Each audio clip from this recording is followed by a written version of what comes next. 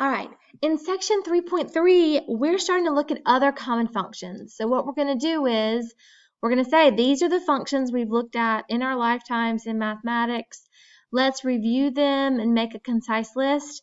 You'll note in your assignment that you have a copy of this worksheet that I've got shown on the left-hand side. And so you should print it unless you get a copy from me in class and have it as a reference. It has a lot of useful information. It has some extra information in there that we'll touch on, but you'll need for your future math classes. So I would save this, maybe even put in a protector, like a plastic protector, so that you'll notice to keep it for future math classes, because it's a very useful guide to all the functions that we're going to see in this class and beyond. So let's start with some obvious things. We're going to look at linear functions. Let's go through them all on this chart, and then I'm going to talk more about them individually. We've got linear functions, so a line. This is the parent function, y equals x graphed. We have an absolute value function, which is a v. We have a parabola. We just did those. There's a square root function, a x to the third function, a cubic function. We have a cube root function, so square root, cube root. We have exponential, which we're going to spend some time on exponential and logarithmic graphs soon. And then we have y equals 1 over x. So this is a fraction equation. So we want to look at that. And then we also have greatest integer function, which is kind of an interesting one, and then your constant function. So probably I might have put this one way at the top next to a linear function, but that's how they worked this chart out. So let's look at these, some of them in particular. Some of these we're not going to get to until later, like exponential or logarithmic, but this list is so concise that I wanted you to have them all on this one page. Okay, so let's look. We're going to talk here about end behavior for a variety of equations first. So let's look at polynomial equations.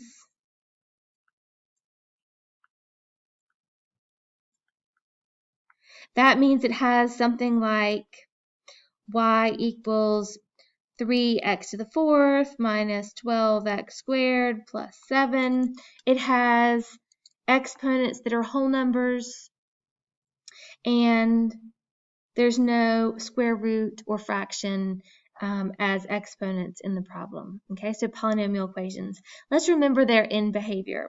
So first, let's look at odd exponents. So our first one is going to be a linear equation. That's going to be y equals x, or y equals mx plus b. But this is the parent function, and it's an odd exponent because it's an exponent of 1. So in behavior for this graph, I'm going to just do a small one because you know what a line looks like. This is the parent function here, y equals x, and it has in behavior where as x goes to infinity, so x goes this way, y also goes to infinity or goes up. As x goes to negative infinity, y goes to negative infinity. Because it's odd, they go to two different, one goes up and one goes down. And this chart, that's the other reason why I like it, it has everything already in there for end behavior for you. I'm going to stick with odd exponents for a minute and go to y equals x cubed. Its graph is similar. It has the same end behavior, but it has this wiggle in the middle. So it changes from being like half a concave up and concave down. It has some shape to it, y equals x cubed. But it has the exact same end behavior as y equals x. If we said y equals x to the fifth, it's going to have the same end behavior as well, but it ends up getting flatter as it goes to 0. But it does go, and it doesn't go straight up. It still sort of goes out. So pardon my bad drawing, but the end behavior is the same when it has an odd exponent. And these are the parent functions. Anything could follow that. If it said x to the fifth plus 6x squared plus whatever else, the end behavior would be the same. It just wouldn't go through the origin. So these are polynomial functions, and they have positive integer exponents. We also want to look at, in contrast, even exponents. So we're looking at y equals x squared. And we just reviewed y equals x squared. We said that they're parabolas. They have rounded shape. And we said if the value in front of x was positive, then it's an up parabola like the parent function. If it was negative, it would go down. But the end behavior is the same. So whatever happens, if x goes to infinity, and x goes to negative infinity, y does the same thing. Y goes to infinity in this case. So they go to the same direction. If we said y equals x to the fourth power, it's going to be similar to the ones I graphed on this side. It gets just flatter if the power is higher. But it still goes to the same y value. So it doesn't matter as x goes to plus or minus infinity, y goes to infinity. Now how does that flip over? All you have to do is put a negative in the front, and we would have opposite end behavior. So if we said y equals negative x squared, then our parabola goes down.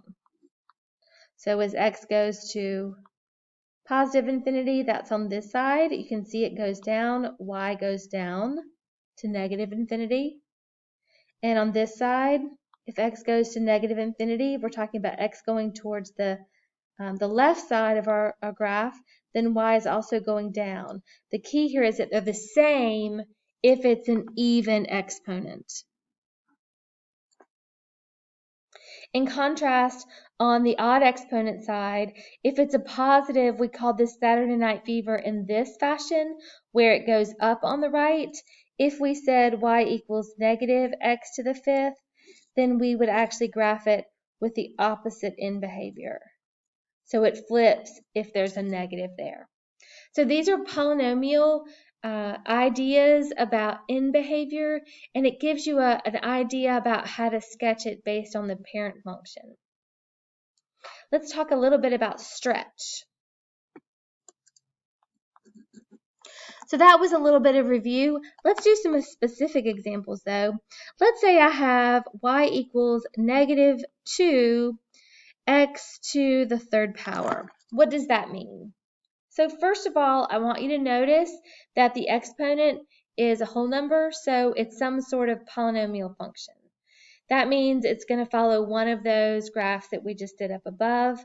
This one, because it's odd, has different end behavior. We call that Saturday Night Fever. So that's because of the odd degree.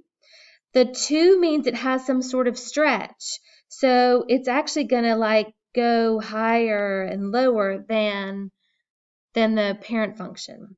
And the negative means this whole thing is actually flipped over.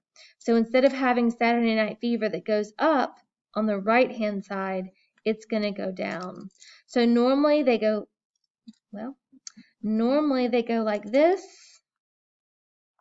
This one is flipped over, so it's really going to go like this. Okay?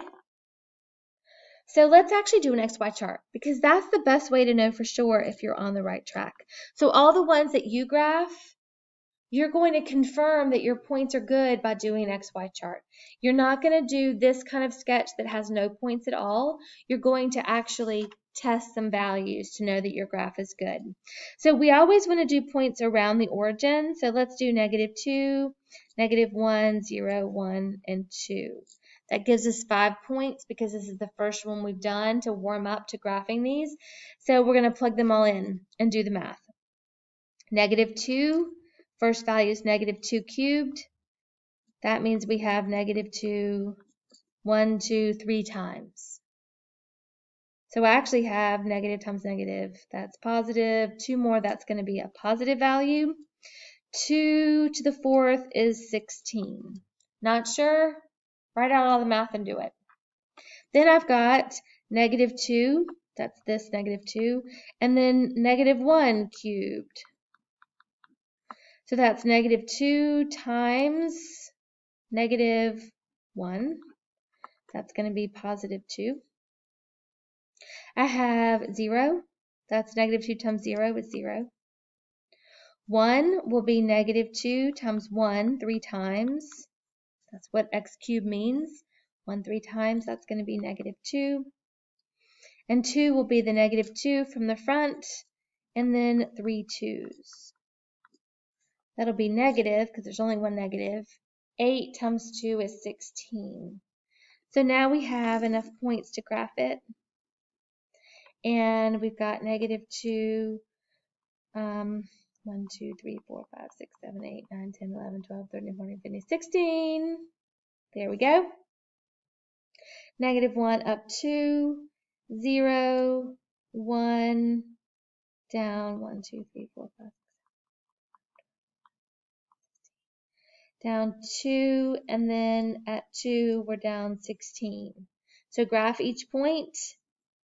What has happened here is that this looks like my x cubed graph, except it's been flipped over. So these lines are now on the left side, and these down ones are on the right side. That's because of this negative flip. And it's really stretched and skinny because of the negative 2 in the front. The 2 made it stretch out. So here's the graph for y equals negative 2x cubed. So you need to check to see what kind of equation is. Maybe use this as a reference, and then you're going to do an XY chart to figure out the stretch factor for it. Let's try another group of problems. Let's look at absolute value for a second. So absolute value. This was the first function that we did a lot of work with in Algebra 2. It looks like this.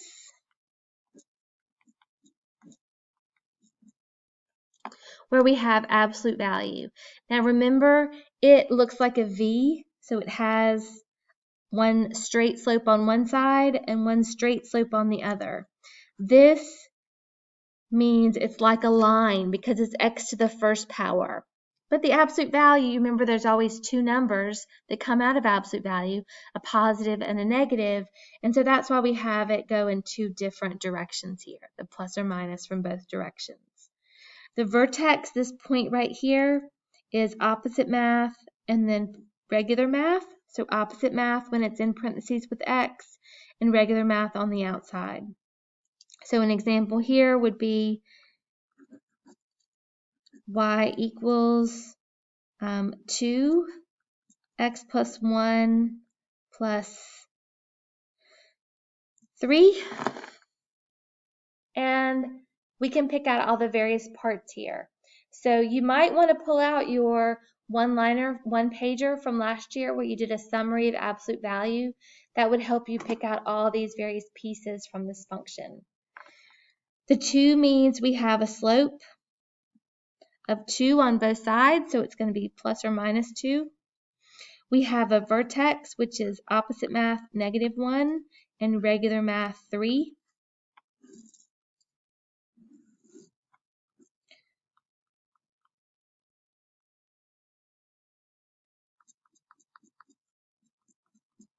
All right, so let's plug in some points. I want to start at negative 1, 3, because that's the vertex. This absolute value v goes up because 2 is positive, so I'm going to be something like this. But my slope is up 2 over 1 because of the 2. And if you're not sure about that, what do? You just do an XY chart. Because you know the vertex is negative 1, 3, we're going to pick values around negative 1, like 0, 1, and 2. And then we're going to plug them in. So we have 2, absolute value, plug in 0. 0 plus 1 plus 3. So I just spread out the equation. That's 2 times 1 is 2, plus 3 is 5. My first point is 0, 5. 1, 2, 3, 4, 5. And that does match up with up 2 over 1, so that's good. If I plug in 1, I have 2, absolute value of 1 plus 1 plus 3.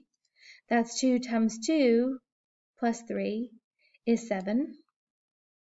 So I'm going to go up 2 more. And then 2 is going to be 2.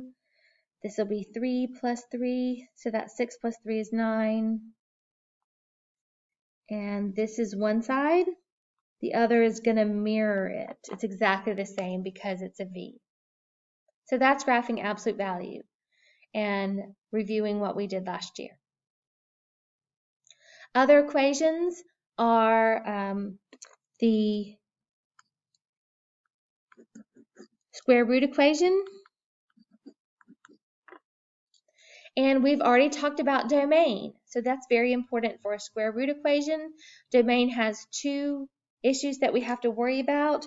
We numbered the second one even roots, mainly the square root, and it has to be a positive number here or 0. So the domain for this is only from 0 to infinity, because I can't put in like -1 here. -1 would be the square root of -1. That's not something I can graph.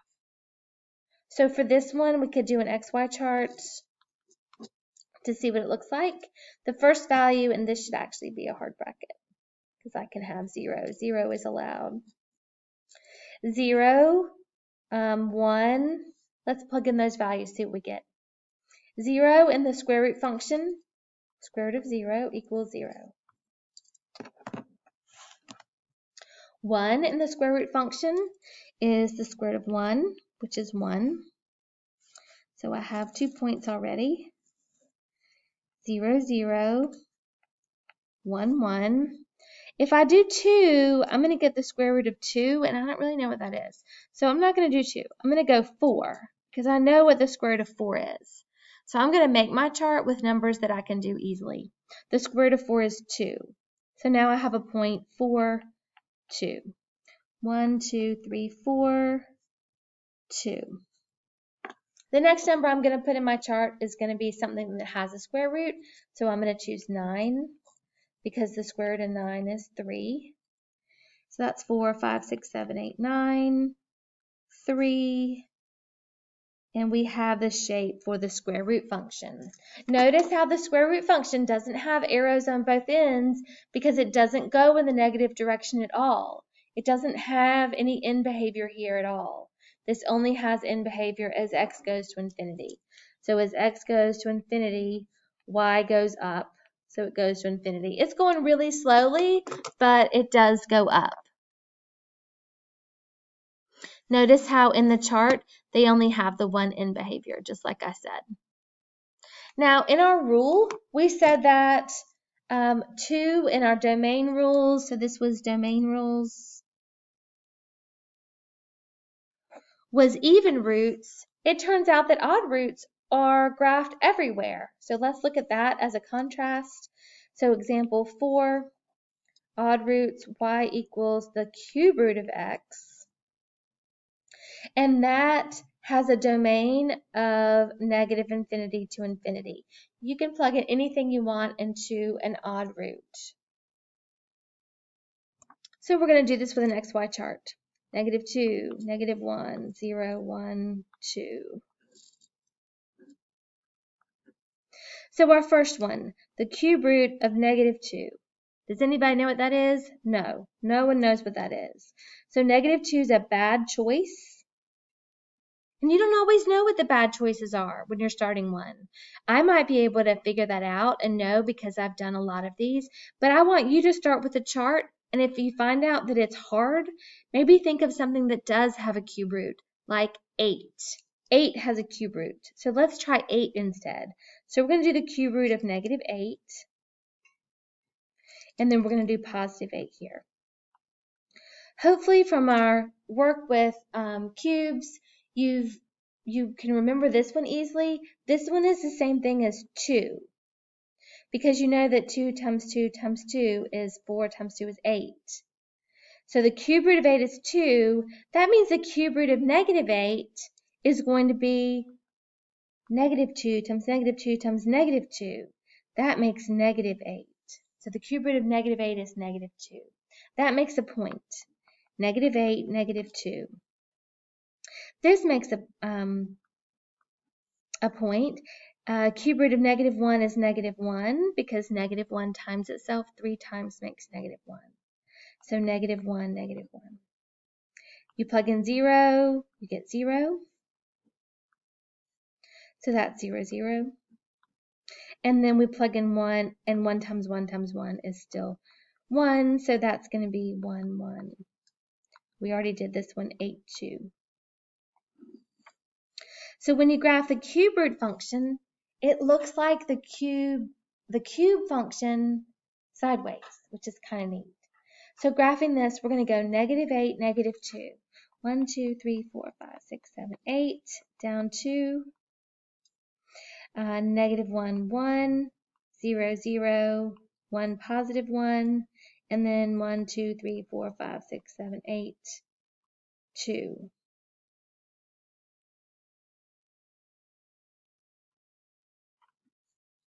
So going back and looking at the cube function, it goes up and around. This one is like a sideways version of it. But if you don't remember what it looks like, you can plot points. And then you can remember. With practice, you will have a good idea of what these look like. So you might consider taking this worksheet and putting it on note cards so that you can match them up. Okay, and we'll probably do that in class some. So for homework, you have to graph these kinds of functions and then one more, which is a rational function. What does rational mean? Rational means ratio or fraction. So this is our last example, and then you're going to practice graphing these tonight. So our last example is 1 over x. And that's a pretty cool looking graph because this breaks the second rule. There's a possibility of putting in something that would break it. So the domain for this is x cannot be 0. This breaks rule number 1 for domain. So when we make an XY chart, we can't plug in 0, but we can plug in other numbers. So let's look. Let's make a longer XY chart here. Let's do negative 3, negative 2, negative 1. We're skipping 0 and going 1, 2, 3. So this is our XY chart. So let's start with negative 3. If we put in negative 3, we get negative 1/3 because we've got negative 3 in the bottom. Negative 2 is going to be negative 1 over 2. Sorry, I got a little ahead of myself there. So 1 over negative 2, or negative 1/2. At 1, we're going to have 1 over negative 1, or negative 1. At positive 1, we have 1 over 1. At 2, we have 1/2. At 3, we have 1/3. And so we have really small numbers here. So let's look at just those points graphed. 1, 2, 3, 1, 2, 3.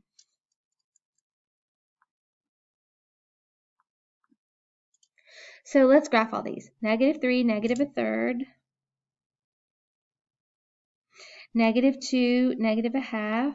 So that's a little bit bigger. Should look like it's in the half. Negative 1, negative 1. Then we're skipping over 0 and going to the other side. So now we're at 1, 1, 1, 1. 2 only up 1/2, and 3 only up 1/3. Okay, but that's not really enough to see what this looks like. So I'm going to throw some other things in my chart.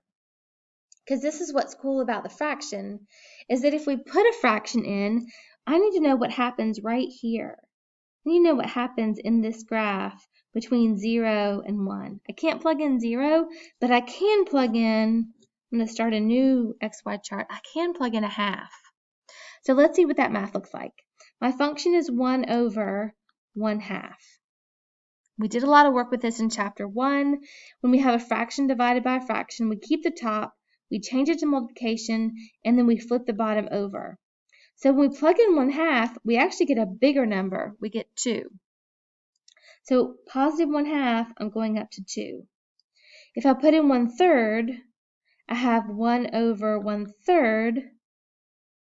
Mathematically, that's 1 times, flip it over, 3 over 1, that's 3. I get 3 here.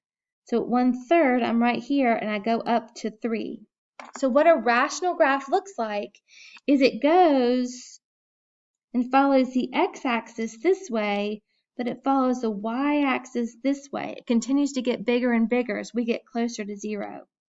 And on this side, it's going to do the exact opposite. So it's going to follow the y down, and it's going to follow the x to negative infinity. So nothing happens at 0, but I have these two sort of split lines that go in either direction. You can see in your chart that 1 over x squared is the same graph, except they're both up in the second quadrant and the first quadrant. Notice that if it's 1 over x squared, it means that whenever you plug in, it's going to be positive. It's going to be 1 over a positive number. So it looks like the same graph, but this down part has been flipped up to the up part. Now the other numbers they might give you in your stuff to graph would be vertical shifts or horizontal shifts or even stretch. But you're going to be able to tell what happens when you do an XY chart. The one thing that you cannot do and be successful in this section is just graph it on a calculator. I know you could do that. You have a calculator. You could pull up Desmos and you could graph it and then sketch it from that. But that's not going to help you understand what happens with the function with different x values. So I need you to take each one, take x values. If you want to use a calculator to help you figure out what goes in the y column, I'm actually okay with that. And then when you're done, you can check the graph. But I want you to graph these on your own and check them from there. Don't just graph them on a calculator and sketch it. I'll know if you haven't done an XY chart. I'll know if you don't have points plotted that you're connecting to make your function. Okay, this graphing yourself will make it a lot easier in order to have an idea of what the function does, and also do domain. So once you graph it and see that it skips 0 here, it helps you with domain a lot too. All right, so do your best job, and we'll look at your work tomorrow. Print a copy of this if you don't have a copy from class, because it's a great reference guide.